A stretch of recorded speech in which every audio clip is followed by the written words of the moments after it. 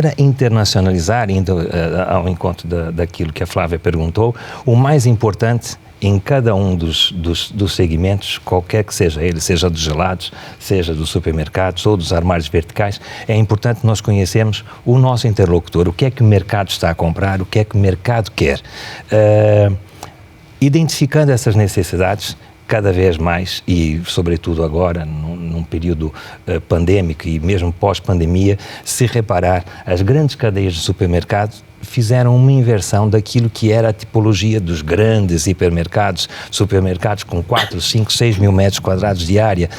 Nós tivemos um boom de crescimento, inclusive, 19, 20, 21, em termos de volume de negócios, justamente porque as cadeias tiveram que se reinventar um pouco mais, na medida em que as pessoas estavam mais em casa, passaram a cozinhar, passaram a fazer as suas próprias refeições em casa e precisavam, a contingência de sair para grandes espaços e sempre com o risco pandêmico, fez com que quanto mais próximo de casa eu tivesse um supermercado onde me abastecer, melhor. Então as cadeias começaram a diminuir os seus espaços e precisavam de soluções, no nosso caso plug-in, que é muito prático porque não tem um sistema de refrigeração remoto que obriga a uma casa de máquinas para fazer todo um supermercado funcionar. Se reparar, hoje em dia tem-se um edifício e por baixo tem uma loja, ou vira uma loja de mini preço, ou vira um Intermarché, ou vira um Leclerc, ou Meu Super, enfim, uma insígnia, qualquer uma das nossas aqui, e isto aconteceu um pouco à volta do mundo inteiro. Só que, como é óbvio, uma coisa é olhar para o mercado nacional e as nossas necessidades e depois é entender o que é que se passa na Indonésia, o que é que se passa nos Estados Unidos e o que é que se passa no Brasil em termos da característica ou do perfil do próprio consumidor e das próprias cadeias. Quanto mais internacionais elas são, cadeias de renome internacional, todos nós sabemos, um Auchan, um Carrefour ou outros, entre outros, já têm uma tipologia de estratégia de negócios bem definida, sabendo o que é que quer para cada uma das suas praças, para cada um dos seus mercados, porque obviamente vão ao Brasil e entendem o perfil do consumidor brasileiro e estão em França e entendem o perfil do consumidor francês e as lojas ou o conceito do negócio está muito associado ao seu público-alvo. Nós fazemos, adaptam-se a eles. E nós fazemos a mesma coisa. Aliás, o Hércules, que o know-how de vocês é completamente português, agora o Hércules é brasileiro, está aqui há mais de 30 anos. Eu já nem sei o que sou. Já são tantos anos cá, são 33 anos cá, já tenho mais anos cá do que dos 25 que eu tinha quando deixei São Paulo para vir para a Europa. Mas hoje sou um cidadão luso-brasileiro com uma experiência dos dois lados do Atlântico e da qual muito me orgulho, porque a partir do momento em que vamos para fora e começamos a fazer uma vida e um jovem de 25 anos tem aspirações, tem ansiedades, tem desejos e acabamos por fazer um percurso profissional que é numa idade onde eu vejo pelo meu filho agora, com 25 anos você está olhando para o universo das oportunidades que se colocam à nossa frente.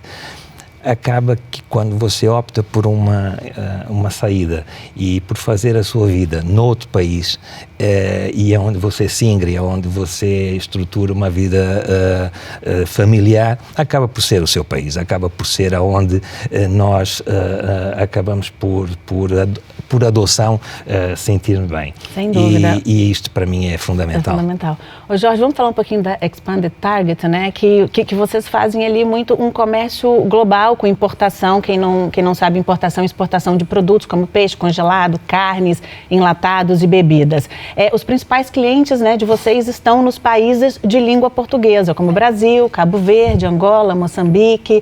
E eu quero saber como é que você vê essas oportunidades nos países de língua portuguesa. Muito obrigado pela oportunidade, Flávia. É um prazer estar aqui, na companhia de pessoas tão ilustres. Relativamente ao mercado internacional, de facto, a Expand Target trabalha fundamentalmente os PALOP, portanto, são os países de língua oficial portuguesa. Não só, nós também estamos a desenvolver uma atividade na Ásia também muito importante, o que significa que vamos aproveitando as oportunidades que vão surgindo. Relativamente à questão, de facto, temos algo em comum, que é a língua.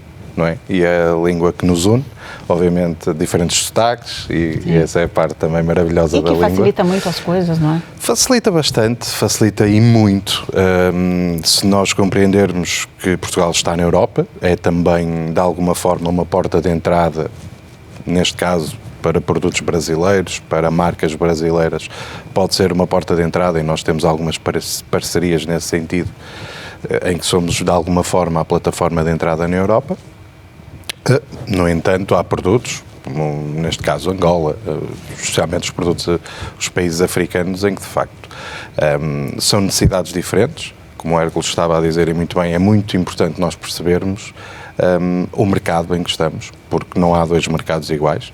Eu costumo dizer, aos olhos, se calhar, de um cidadão nórdico, Portugal e Espanha é a mesma coisa.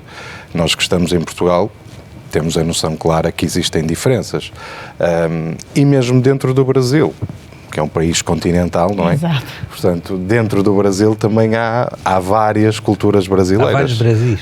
Não é? Há vários Brasis, exatamente. Portanto, nós temos um Norte que tem um tipo de consumo, um tipo de cliente completamente diferente do Sul. Temos duas grandes metrópoles, não é? São Paulo e Rio de Janeiro. Só São Paulo tem aproximadamente o dobro da população de Portugal. Portanto, são mercados completamente diferentes. O importante, na minha opinião, é nós visitarmos. Obviamente estamos a sair, espero eu, deste contexto da Covid, mas espero de facto que isto seja ultrapassado, porque considero que continua a ser muito importante nós visitarmos. E o visitarmos os mercados, quer seja Brasil, quer seja um mercado angolano, quer seja uma organização brasileira na Europa, convém visitar. Porque por muito que possamos consultar online, por muita informação que possamos visualizar nos vários meios, não há nada como experienciar, como sentir. Claro. E isso é verdadeiramente importante. Portanto, aquilo que nós fazemos na Expand Target é um bocadinho isso. É visitar, é estar. Muitas vezes vamos apenas para conversar, não temos o mindset de estar apenas e só para fazer negócio. Porque, na verdade, o negócio tem surgido naturalmente. E, na minha opinião, é a melhor forma de estar presente nos mercados. Portanto, face à sua questão, é verdadeiramente importante nós conhecermos, visitar, termos algumas experiências até com pessoas. A Câmara de Comércio também faz um excelente trabalho nesse sentido, promove de facto bastantes contactos. E como se costuma dizer, não é? Da conversa nasce a luz, portanto, nada como conversar, nada como experienciar, visitar, sentir, e depois tudo isso ajuda a sermos muito mais eficazes, porque no fundo eu tenho que conhecer o mercado brasileiro, porque estamos a falar aqui de um modo um pouco generalista, mas repara, nós podemos estar a trabalhar, por exemplo, ao nível de embalagens. Pode ser um mercado que gosta de uma embalagem de uma determinada quantidade, pode ser um mercado que gosta de uma embalagem de vidro, de plástico, quer dizer, tudo isto conta, não é? Até para nós percebermos, e há histórias curiosas, não é? Eu lembro-me de uma história, vou contar esta história, eu estava na Guiné-Bissau e há um determinado momento em que deixa-se de vender vinho em garrafa de vidro. E eu fiquei extremamente curioso, porque era um mercado que estava, de facto, consome algum vinho, mas continuava a consumir vinho, mas estava a deixar de consumir vinho em garrafa de vidro. E eu, lá está. Só quando lá estive é que consegui perceber, porque é um país que tem uma comunidade muçulmana significativa, e eles dizem que o vinho, 2 garrafas de vinho dentro de um saco, cantam, portanto fazem barulho. Lá está. Ou seja, são pequenos pormenores, não é? Que só estando no mercado, só visitando, só conseguimos se conhecendo perceber aquele mercado que você até consegue adaptar, não é? Exatamente. O que é que isso nos levou? Claramente, o que é que adaptamos a nossa oferta? Deixamos de vender ou deixamos de apostar tanto em vinhos em garrafa de vidro, passamos a apostar em Tetra Pak, portanto, no fundo, formatos que não cantam. Sim, alternativos. Que não cantam, porque, obviamente, é uma especificidade do mercado e lá está. Se eu estiver sentado numa secretária, não é? É muito fácil eu perceber, não, o formato da garrafa de vinho no meu mundo, que é em Portugal, não é? Na Europa, é a garrafa de vinho, certo? Portanto, E são estas pequenas nuances que são muitas vezes muito importantes.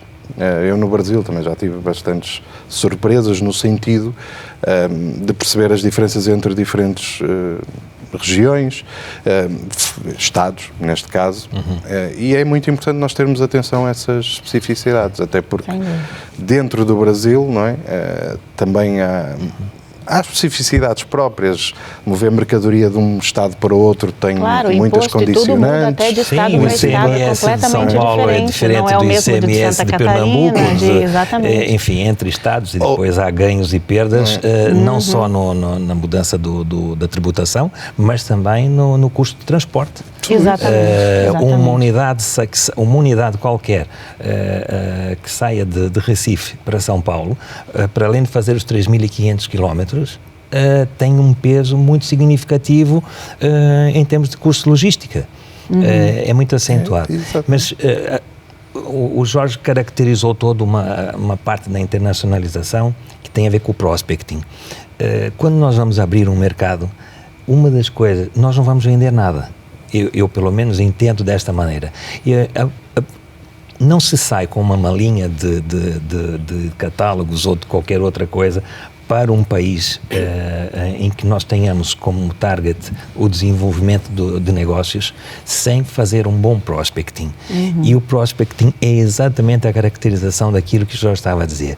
Vai para o sítio, conhece os hábitos, conhece as pessoas, entende o funcionamento dos negócios, vê como é que as pessoas se comportam, que tipo de postura têm com relação ao fator compra, qual é o hot button daquele cliente, daquele negócio, daquele mercado, o que é importante? Qualidade é um jargão que toda a gente quer, não é? Mas não é só isto. Para alguns, as relações, para alguns mercados, as relações, e os árabes, sobretudo, neste conceito, fala muito forte, é muito forte a criação dos laços de amizade com os clientes, entendendo todo esse levantamento, fazendo todo esse estudo, é que depois voltamos para casa e vamos ver o que é que temos de bom para oferecer. Às vezes, coincidentemente, ou numa feira ou numa oportunidade distinta, acaba por acontecer antes do timing previsto. Mas é fundamental esse estudo de mercado para quando nós queremos avançar para um mercado novo, porque essa fidelização é fundamental. E no mercado brasileiro, nós temos uma unidade no Brasil, em Recife, em Paulista, próximo de Recife, em Pernambuco, são 800 pessoas e o mercado, a exigência, e parece que não, nós somos brasileiros, sabemos disso, as pessoas têm, quem não conhece muito bem, pensa que o brasileiro é samba, suor e carnaval e cerveja, e que é o oba-oba. Não é assim.